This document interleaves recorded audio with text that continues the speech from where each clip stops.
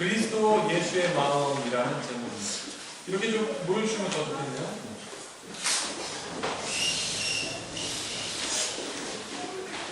오늘은 종려주일입니다. 종려주일은 이스라엘 사람들이, 유대인들이 예수님을 유대인의 왕으로 환영하는 그런 날이었습니다. 그래서 잘 펄럭이지도 않은 그 큰 종려 가시같이 생겼지 않습니까? 끝에는 그걸 막 흔들고 그걸 부딪히면 소리가 얼마나 열하는지 모르고 그렇게 환영해서 예수님에게 당신이 바로 우리의 유대인의 왕이요, 다윗의 후손으로부터 오는 하나님의 왕이요, 그러면서 호산나 다윗의 후손이요 찬송하려다 막 그러면서 좋아했던 날이 오늘 바로 종려주일입니다. 이 종려주일날 어떤 말씀을 전해야 되나 말씀을 읽어보니까 그 말씀이 바로 우리가 그리스도 예수의 마음을 알아야 되겠다라는 그런 말씀의 제목으로 여러분들에게 오늘 이 말씀을 나눕니다. 여러분 여기 있는 분들은 다 이제 여기 자녀들도 있지만 부모님들도 있습니다.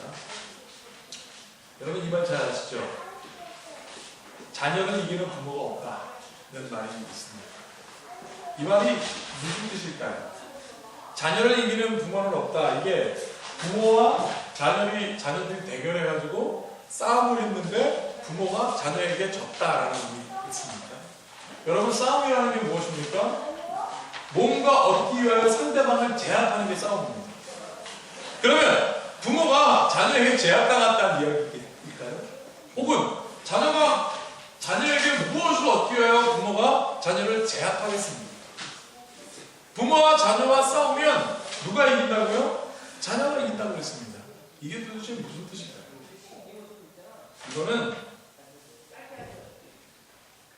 자녀들을 헤아리는 부모의 마음, 그게 자녀를 이기는 부모가 없다라는 뜻입니다. 뭐 자녀에게 자녀를 제압하고 부모에게 제압하고 이겼다는 이야기가 아니에요. 여러분 그러면 여기 있는 자녀들, 저기 뒤에 있는 자녀들 여기 좀 보세요. 저기 뒤에 저쪽에 있는 자녀도 여기 보세요. 부모하고 자녀하고 싸워서 여러분 손해를 누가 보겠습니까?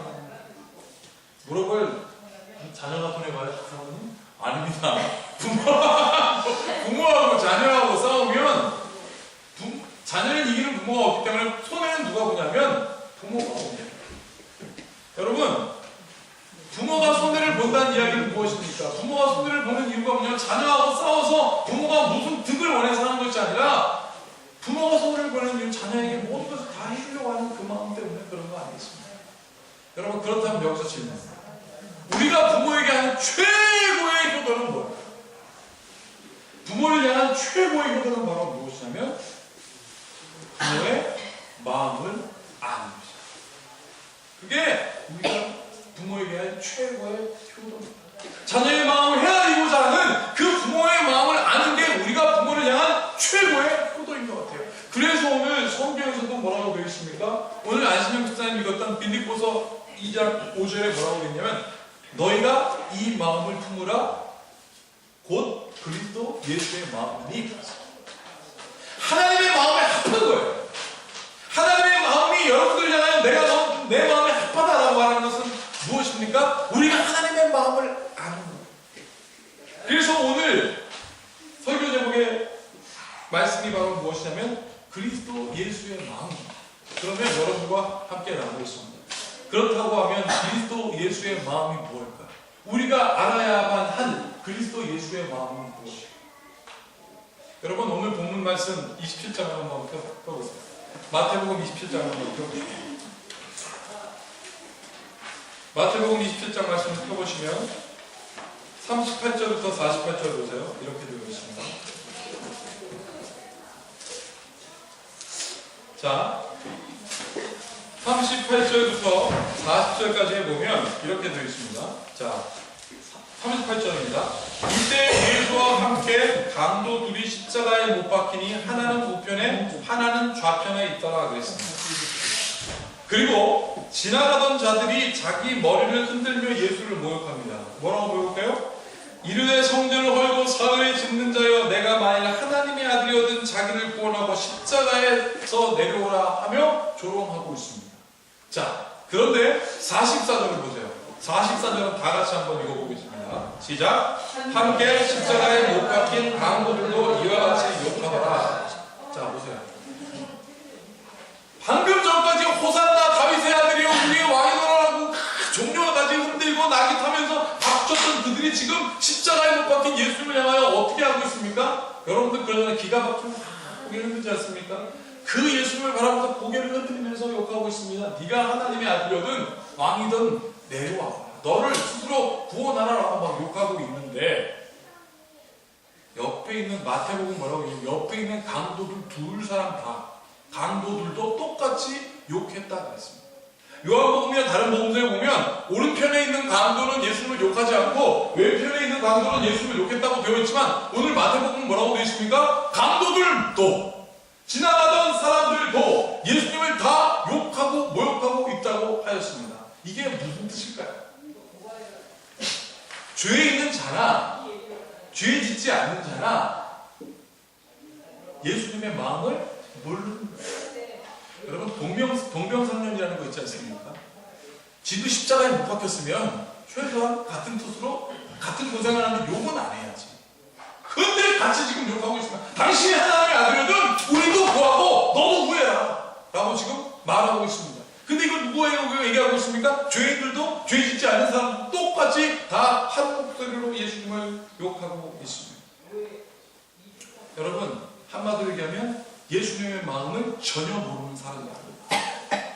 그들은 예수님이 하나님의 아들로 유대인의 왕으로 도저히 믿어지지 않는 거예요. 이 믿어지지 않는 결정적인 상징이 바로 무엇이냐면 그 심볼라이즈한 게 뭐냐면 그 예수님 머리 위에 박혀진 죄표입니다. 이는 유대인의 왕이다. 여러분 이게 얼마나 황당합니까? 자기들이 여기다 유대인의 왕이라고 써놓고 보세요. 유대인의 왕은 죄인이다라는 것이에요. 이스라엘 사람들을 봐서 굉장히 자존심 상하고 황당한 일입니다. 유대인의 왕, 이는 유대인의 왕이다. 그러나 죄인이다. 십자가에 못 박혔으니까. 이게 정말 황당한 일인 것입니다. 여러분 그런데 이렇게 황당무계한 일이 그들 앞에 벌어짐에도 불구하고 이것을 받아들일 수 있었던 것은 바로 뭐냐면 신성모독이었다는 거예요. 한마디로 얘기하면 하나님의 아들도 아니고 유대인의 왕도 아닌 그가 스스로 유대인의 왕이라고 하니까 죽여야 된다 이거예요. 그래서 유대인의 왕, 죄인. 이스라엘 사람의 입장으로 봐서는 유대인의 왕은 죄인이라는 이 황당한 사건 안에 왜 로마 사람들은 이 신성모독을 받아들여서 이 사람 예수님을 죽일 수밖에 없었을까요? 사실 이것은 로마 입장으로 봐서 굉장히 난감한 일입니다.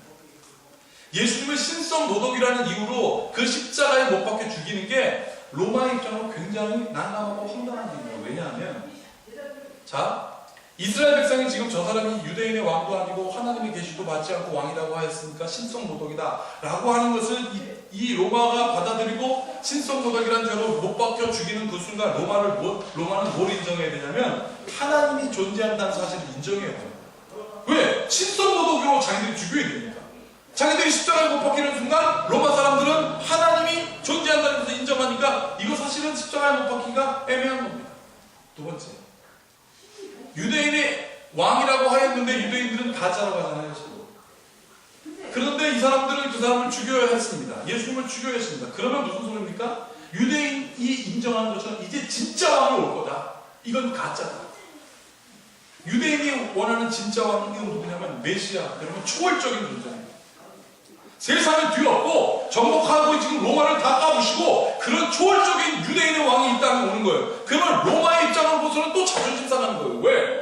이건 가짜 왕이고 나중에 진짜 왕을 인정하니까 죽여야 되거든요. 그러면 태양의 제국이라고 스스로 말하는 로마로서 창피한 일인 것입니다. 진짜 올 메시아를 인정할 건데 마지막 세 번째는 뭐냐면 위 두 가지 사실은 좀 정치적인 문제라고 하면 세 번째는 법리적인 거예요. 이스라엘 사람들이 죽여달라고 하니까 죽여요. 로마는요 민주주의의 근본입니다.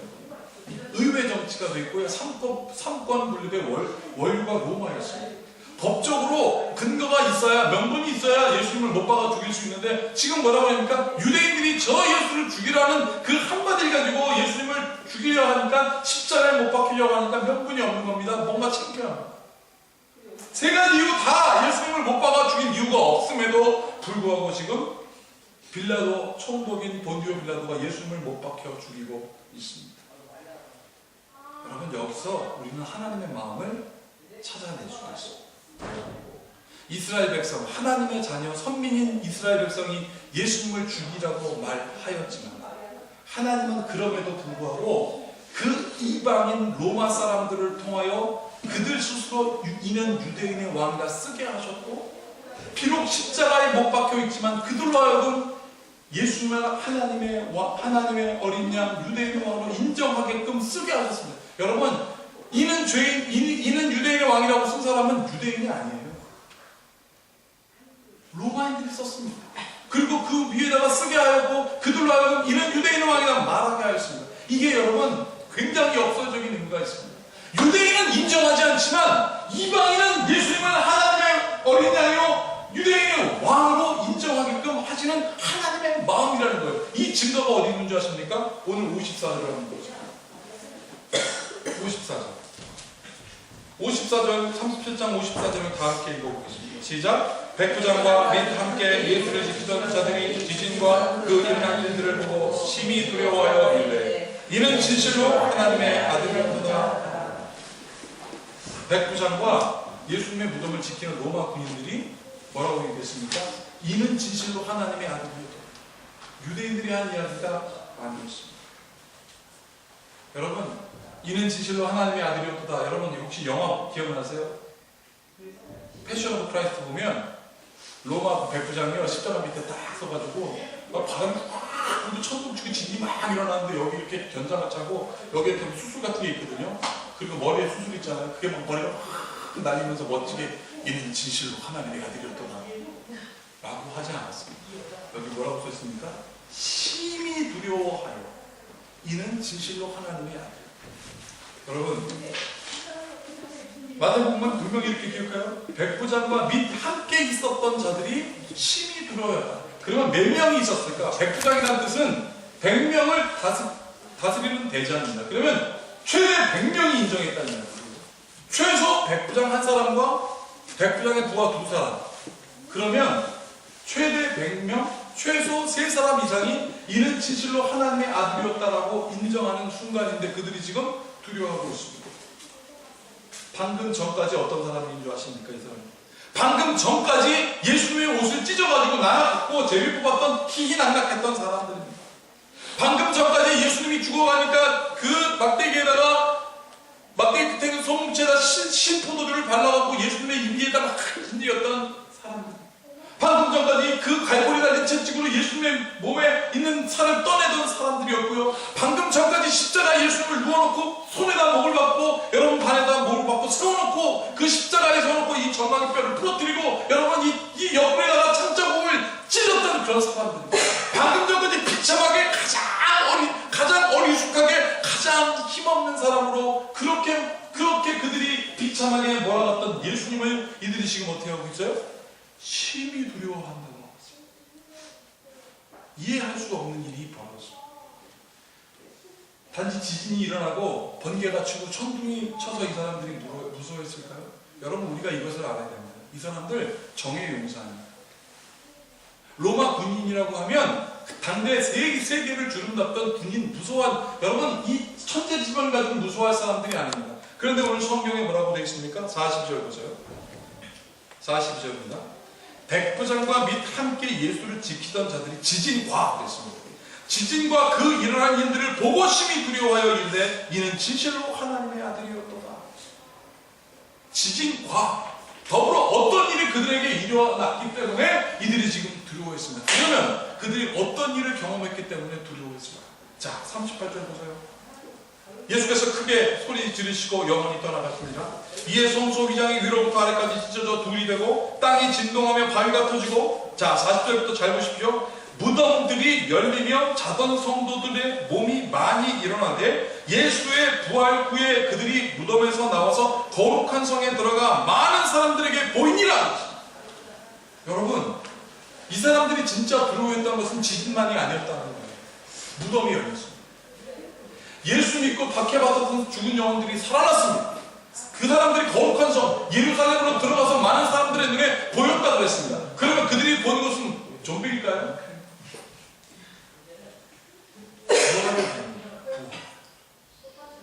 박해받아 죽었던 영혼들이 살아나서 거룩한 성으로 들어갔다는 것을 이 그인들이 본 겁니다. 여러분, 그래서 이들이 지금 심히 두려워했던 것입니다. 사랑하는 여러분, 세상이 교회를 향하여 안타까워 배덕교라고 욕하지만 나는 우리 큰빛교회 성도들은 하나님의 역사를 경험하며 그 하나님의 역사를 선포하여 세상이 이처럼 두렵게 하는 역사를 우리 큰빛교회가 써내려갈 것을 축복합니다. 이게 중요해요. 그래서 그 강력한 군인들이 무서워했던 거예요. 하나님의 역사를 눈으로. 여러분, 우리 흔히 이런 얘기 하잖아요. 저 사람 4차원 이해할 수가 없어요. 이상한 행동을 하고 도저히 이해가 안 가면 저건 4차원이야 라고 하는 부정적인 의미로 얘기합니다. 근데 나는 오늘 여러분 부정적인 의미가 아니라 난 여러분들이 4차원이 됐으면 좋겠어요. 동의할 수 없죠. 그렇지. 잘 들어보십시오. 옆 사람들이 이렇게 하십니다. 하나님을 이해하는데 4차원이 되십시오. 시작. 하나님을 이해하는데 4차원이 되십시오. 하나님을 이해하는데 4차원이 돼야 돼요. 여러분, 1차원 세상은 과학자들이 이렇게 세상은 이렇게 되어 있다.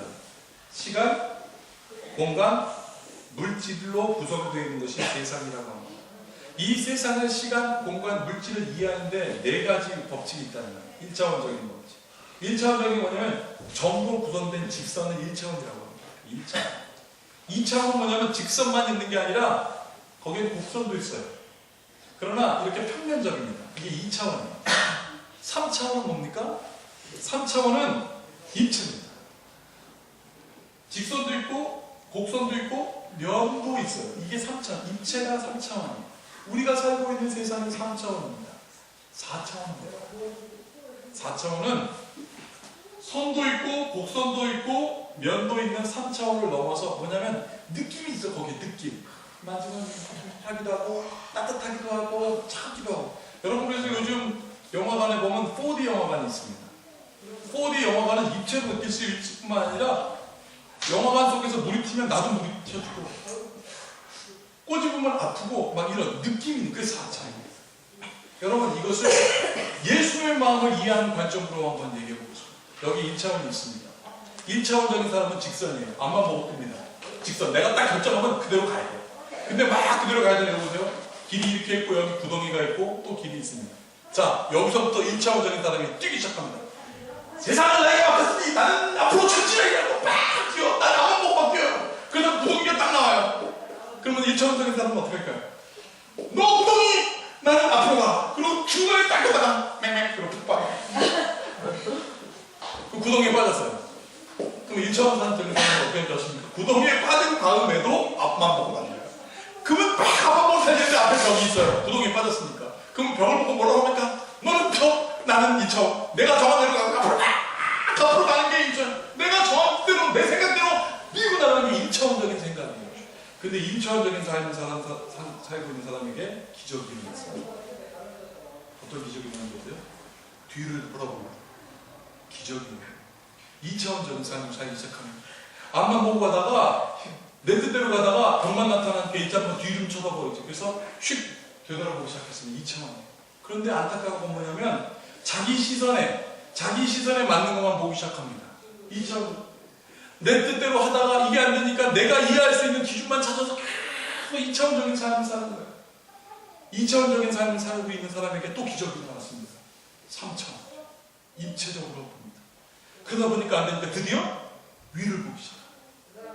아래를 보기 시작합니다. 점프도 하기 시작하고 이 구덩이가 얼마나 높은가 내가 과연 여기서부터 구원을 받을 수 있을까 점프하고 막 난리를 칩니다. 이게 3차원적인 삶이에요. 그런데 아무리 뛰어도 안 돼요. 아무리 땅을 파도 안 돼요. 여러분, 그러면 어떻게 됩니까? 우리가 사는 인생이 그래요. 앞을 봐도 방법이 없고 내 수준과 관계가 없으니까 세상에서 위를 보고 아래를 보고 막 뒷물러지고 앞으로 머리를 받고 별생 쇼를 다 치는데도 여러분 구원의 방법이 없으면 드디어 4차원을 선택해야 됩니다. 우리의 감정이 폭발해야 돼요. 4차원. 우리의 삶을 뛰어넘는 그 누군가의 도움을 구해야 해요. 그게 4차원. 하나님 도와주세요. 하나님 나와 함께하여 주세요. 그리고 그렇게 그 하나님, 우리의 3차원적인 우리의 삶으로 이해할 수 없는 단계에 이를 때 그 도움의 손길을 구할 때 여호와 하나님께서 우리에게 손을 내밀어 주시다. 이게 바로 4차원적인 삶. 사랑하는 여러분, 오늘 그래서 우리 주님께서 이 땅에 오신 것입니다. 여러분, 이사야 50장에 뭐라고 되어 있는지 아십니까? 오늘 읽었던 이사야 50장 5절에서 7절에 뭐라고 되어 있냐면, 주 여호와께서 나의 귀를 여셨으므로 내가 거역하지도 아니하며 뒤를 돌아보지도 아니하고 나를 때리는 자들에게 내 등을 맡기며 나의 수염을 뽑는 자들에게 뺨을 맡기며 나를 모욕하고 침을 뱉는 자에게 내 얼굴을 가리지 않겠다 그랬어요. 나를 때리는 자에게 등을 대며 내 수염을 뽑는 자에게 얼굴을 대며, 여러분, 나를 모욕하는 자에게 내 얼굴을 가리지 않겠다. 이유는 6절에 뭐라고 되어 있냐면, 주 여호와께서 나를 도우십니다. 주 여호와께서 나를 도우심으로 내가 얼굴을 가리지 않겠다. 그러면서 내가 부끄러워하지 아니하고 내 얼굴을 부싯돌같이 굳게 하였으며, 내 얼굴이 부싯돌같이 굳게 했다는 것이 무엇입니까? 세상을 향하여 나는 하나님이 도와주시니까 철면피가 되는 거예요. 두려워하지 않은 거예요. 내가 수치를 당하지 아니할 줄 맨 끝에 아노라. 하나님의 마음을 아노라. 사랑하는 여러분, 예수 그리스도께서 그 마음으로 여러분들에게 오셨습니다. 여러분들을 구원해 주시기로 오셨습니다. 그때 눈을 들어 하나님을 바라보는 여러분들에게 축복합니다. 그때 절대적인 필요를 우리가 경험하게 됩니다. 오늘부터 이제 한 주간 동안 고난주간을 보냅니다. 그리고 이 기간 동안 우리가 분명히 알아야 될 것이 바로 무엇이냐면, 우리 주님의 마음, 곧 하나님의 마음을 우리가 알아야 돼요. 여러분, 오늘 빌립보서에 있는 말씀 한번 펴보세요. 빌립보서 2장 5절에서 11절까지 있는 말씀 펴보세요. 빌립보서 2장입니다. 빌립보서 2장 5절 다 함께 읽어보도록 하겠습니다. 시작. 너희 안에 이 마음을 품으라. 곧 그리스도 예수의 마음이니. 그 그리스도 예수의 마음이니. 그러고 6절부터 10절까지 설명하고 있습니다. 그는 근본 하나님의 본체시나 하나님과 동등됨을 취할 것으로 여기지 아니하시고 오히려 자기를 비워 종의 형체를 가지다 사람들과 같이 되셨고 사람의 모양으로 나타나사 자기를 낮추시고 죽기까지 복종하셨으니 곧 십자가에서 죽으십니다. 이러므로 하나님이 그를 지극히 높여 모든 이름 위에 뛰어난 이름을 주사 하늘에 있는 자들과 땅 아래에 있는 자들, 땅에 있는 자들과 땅 아래에 있는 자들로 모든 무릎을 예수의 이름 앞에 꿇게 하시고, 11절 다같이 읽어보겠습니다. 모든 입으로 예수 그리스도를 주라 시인하여 하나님 아버지께 영광을 돌리게 하셨느니라. 아멘. 이것이 우리 예수님의 마음이다.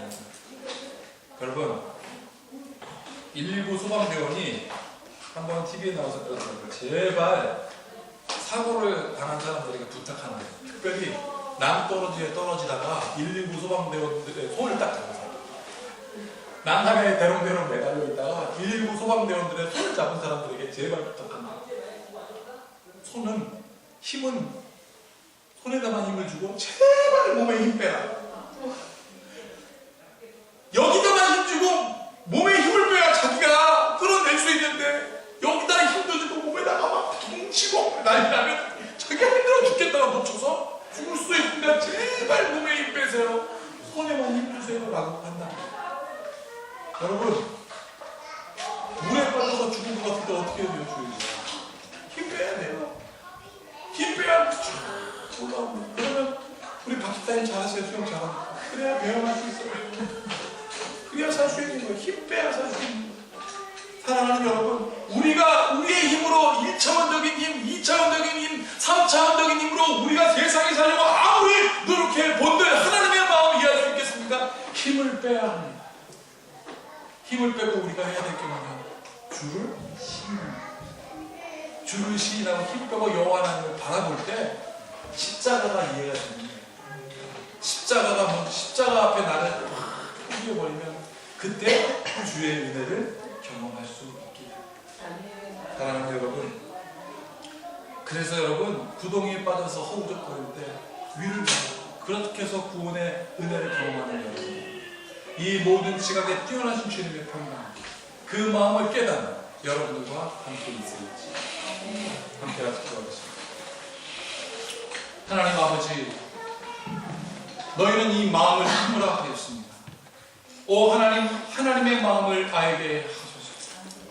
오 우리가 주 여호와께서 나를 도와주심으로 내가 수치를 당하지 아니할 것을 안다고 오늘 이 사연은 고백하였습니다. 하나님의 마음을 아오니 우리를 구원해 줄 유일한 통로는 하나님 뿐이시오니 우리가 주님을 의뢰하며 우리의 삶의 힘을 빼고 오직 여호와 하나님을 의지하는 주의 택한 받은 사람, 하나님의 마음을 아는 주의 성도들 되게 하시옵소서. 우리 주 예수 그리스도의 이름으로 축복하며 기도하옵나이다.